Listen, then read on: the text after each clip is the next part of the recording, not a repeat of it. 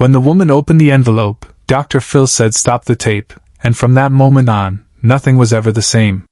The studio lights were blinding as always, but something felt different that day.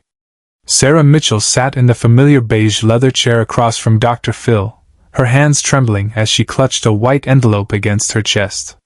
The audience had no idea what was inside. Her husband, David, sat 3 feet away, his face a mask of forced calm. For 15 years, he had perfected that expression.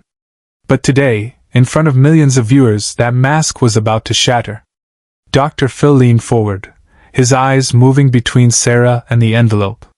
He had seen thousands of guests on his stage, heard countless stories of betrayal and heartbreak. But there was something in Sarah's eyes that made him pause. Something that told him this wasn't just another marital dispute. This was the kind of moment that changes lives forever. Sarah, Dr. Phil said, his voice steady but filled with an unusual gravity. Before we go any further, I need to know. Are you absolutely certain about what you're holding? Sarah's voice cracked as she whispered. I've never been more certain of anything in my life. The cameras continued rolling. The audience held its breath. And David's carefully constructed world began to crumble. But to understand how we got here, we need to go back. Back to where this story really began. 3 months earlier, Sarah Mitchell's life looked perfect from the outside. A beautiful home in suburban Ohio, 2 healthy children, and a husband who worked long hours as a regional sales manager.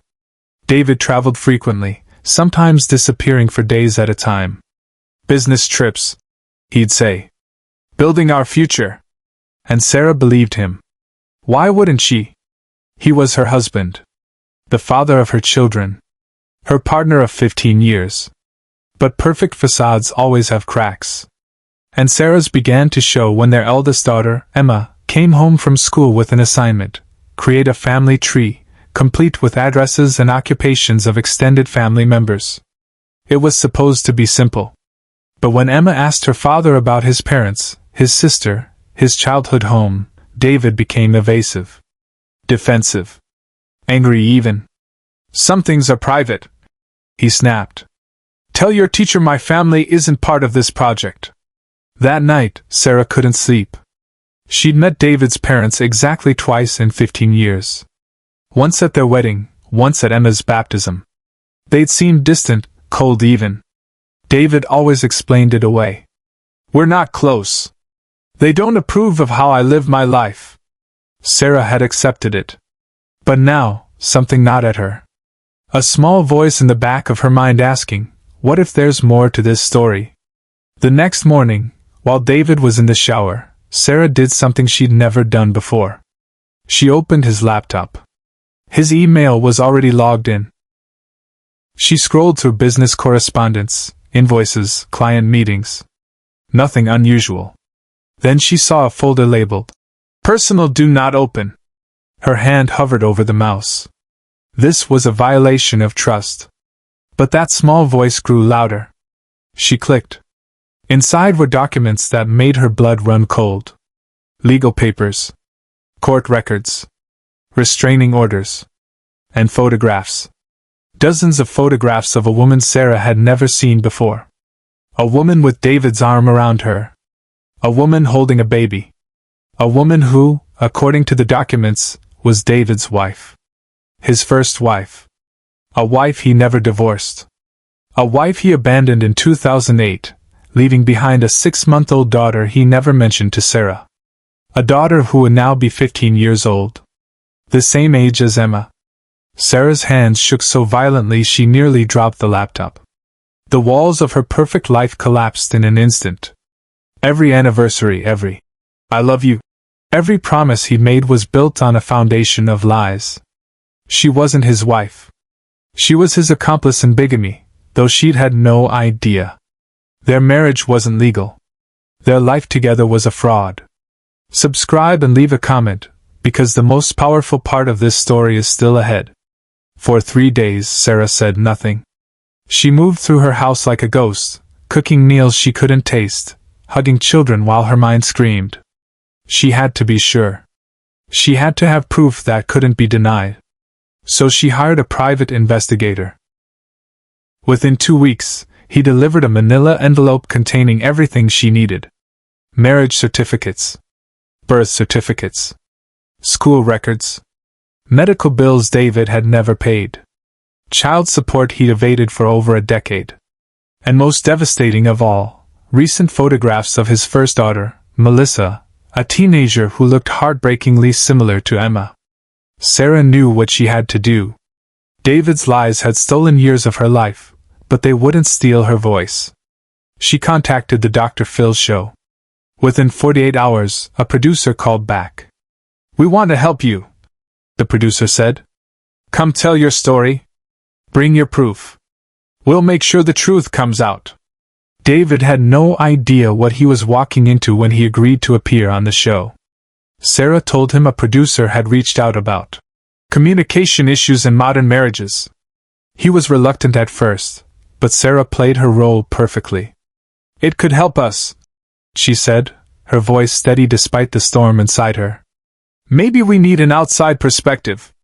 David, confident in his ability to charm and manipulate, agreed. He thought he could control the narrative. He thought his secrets were safe. He was catastrophically wrong. The day of the taping arrived. Sarah and David sat in the green room, separated by production assistants, who explained the format. "Dr. Phil will speak with each of you individually first, then bring you together on stage." David seemed relaxed, even cocky. He joked with the crew, checked his phone, straightened his tie. Sarah clutched her purse, inside which the white envelope waited like a loaded gun. When they finally walked onto the stage, the audience applauded politely. Dr. Phil greeted them with his usual directness. "Sarah, David, thank you for being here. Sarah, you reached out to us with some serious concerns about your marriage. Tell us what's been going on." Sarah took a breath. This was it. The point of no return. "Dr. Phil, I've been married to David for 15 years. We have 2 beautiful children. And 3 months ago, I discovered that everything I thought I knew about my husband, about my marriage, about my life, was a lie." David's smile faltered.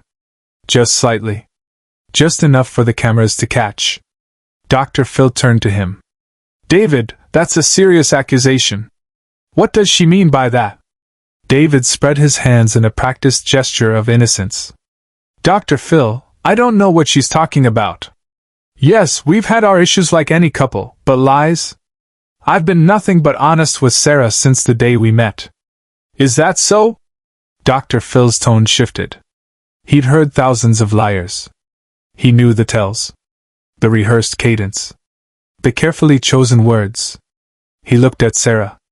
"What kind of lies are we talking about?" Sarah reached into her purse and pulled out the white envelope. The cameras zoomed in. The audience leaned forward. And David's face went pale. "This envelope," Sarah said, her voice shaking but determined, "contains proof that David isn't who he says he is. That our marriage isn't legal. That I've been living a lie for 15 years. Dr. Phil paused mid-sentence. The studio went completely silent. He held up his hand toward the control booth. "Stop the tape." The words echoed through the studio. Cameras paused. Producers froze. This wasn't in the script. This was Dr. Phil breaking protocol, following his instincts honed over decades of reading people and situations. He stood up and walked over to Sarah. "Before we continue," he said quietly, "I need you to be absolutely certain you want to do this. Once we open that envelope on camera, there's no going back. Your life, his life, your children's lives will change forever. Are you ready for that?" Sarah looked up at him, tears streaming down her face. "I've been ready since the moment I found out. My children deserve the truth. That little girl he abandoned deserves the truth. And I deserve the truth." Dr. Phil nodded. He turned to David, whose composure had completely shattered. "David, I'm going to give you one chance right now, before we go any further. Is there anything you want to tell Sarah? Anything you want to confess before she opens that envelope?" David's mouth opened and closed. His carefully constructed persona crumbled in real time. I don't. Sarah, please. That's what I thought, Dr. Phil said. He looked toward the control booth. Resume recording. He returned to his seat. Sarah, whenever you're ready. Sarah's hands trembled as she opened the envelope. She pulled out a stack of documents and handed them to Dr. Phil. This is David's marriage certificate to a woman named Jennifer Patterson, dated June 14, 2007. They were married in Columbus, Ohio. There's no record of divorce. According to Ohio state law, that makes our marriage, which took place in 2010, invalid. I'm not his wife. I'm his mistress, though I didn't know it. The audience gasped. David buried his face in his hands. Dr. Phil examined the documents. His expression hardened. There's more here. Birth certificate for Melissa Patterson, born March 3, 2009. Father listed as David Mitchell. Hospital records. Unpaid child support dating back over a decade. David, you have another daughter? I can explain. David started, but his voice had no conviction. You can explain? Dr. Phil's voice was steel. You can explain 15 years of deception? You can explain abandoning a 6-month-old baby? You can explain committing bigamy and fraud? I'm listening. David said nothing. What could he say? The truth was laid bare in black and white, handed to him by the wife who'd trusted him, in front of an audience of millions. Dr. Phil turned to Sarah. Do you know where Jennifer and Melissa are now? Sarah nodded, pulling out another document. I found them. I contacted Jennifer 3 weeks ago. She had no idea David had remarried. She thought he just disappeared. She's been raising Melissa alone, working 2 jobs, struggling every day while David built a new life and pretended his old one didn't exist. Off camera, Dr. Phil made a choice no producer expected. He stood up again and walked to the edge of the stage, signaling to his production team.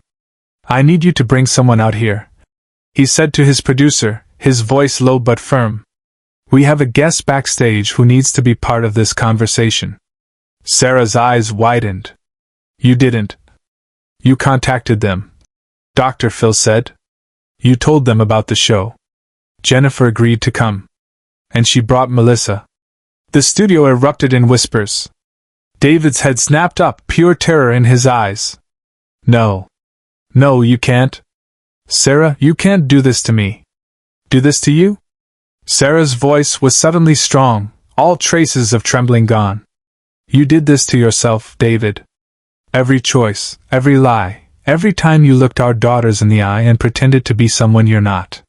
This is your doing. The stage door opened. A woman in her late 30s walked out, her hand clasping that of a teenage girl with long brown hair and David's eyes. Jennifer Patterson and Melissa Patterson. The family David had erased from his life. The truth he'd buried for over 15 years. Melissa stared at the man who was supposed to be her father, the man who'd abandoned her before she could even remember his face. You're him, she said, her voice barely audible. You're my dad. The one who left. David couldn't speak. Couldn't move. The weight of his lies pinned him to his chair like a physical force. Dr. Phil addressed the audience, his voice carrying the weight of decades spent helping people confront their deepest pain. What you're witnessing right now is the moment when lies stop working. When the truth, no matter how painful, becomes the only path forward. David Mitchell created 2 families. He made vows to 2 women. He fathered children he chose to acknowledge and children he chose to abandon. And today, in this studio, all of those choices have caught up with him. He turned to Melissa. Sweetheart, I know this is incredibly difficult. But I want you to know something. Your father's choices do not define your worth. His abandonment says nothing about who you are and everything about who he is. You deserve better. Your mother deserved better. And Sarah and her children deserved better. Melissa nodded, tears streaming down her young face. Jennifer wrapped an arm around her daughter, and Sarah, in an act of solidarity that transcended the awkwardness of their situation, reached out and took Jennifer's hand. 2 women, both deceived by the same man, both mothers to his children, finding strength in shared truth. But what happened next is something no one in the room, or watching at home, saw coming. Dr. Phil walked over to his desk and picked up a small card. David, before we go any further, I want you to understand something. The state of Ohio has been notified of the contents of that envelope. Bigamy is a felony.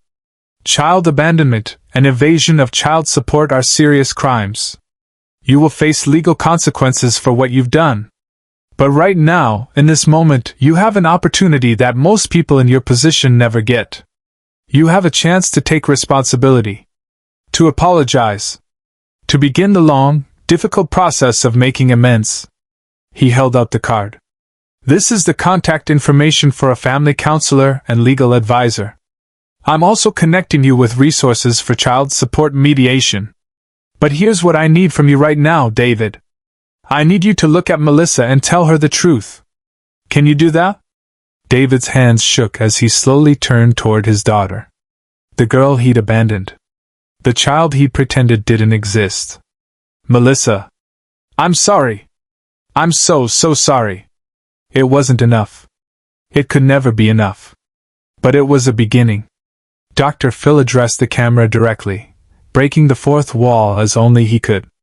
If you're watching this, then you're living a lie. If you're hiding truths that are destroying the people who love you, understand this. The truth always comes out. Always. And when it does, the damage is catastrophic. Don't wait for your moment in this chair. Get help now. Be honest now. Because the people you're lying to deserve better. And deep down, so do you. He turned back to Sarah. You came here for answers. You got them. Now comes the hard part, rebuilding your life with the truth as your foundation. I'm going to make sure you have every resource you need. Counseling for you and your children. Legal support. Financial guidance. You're not alone in this. Sarah nodded, clutching Jennifer's hand tighter. Two families shattered by one man's lies, now united in truth.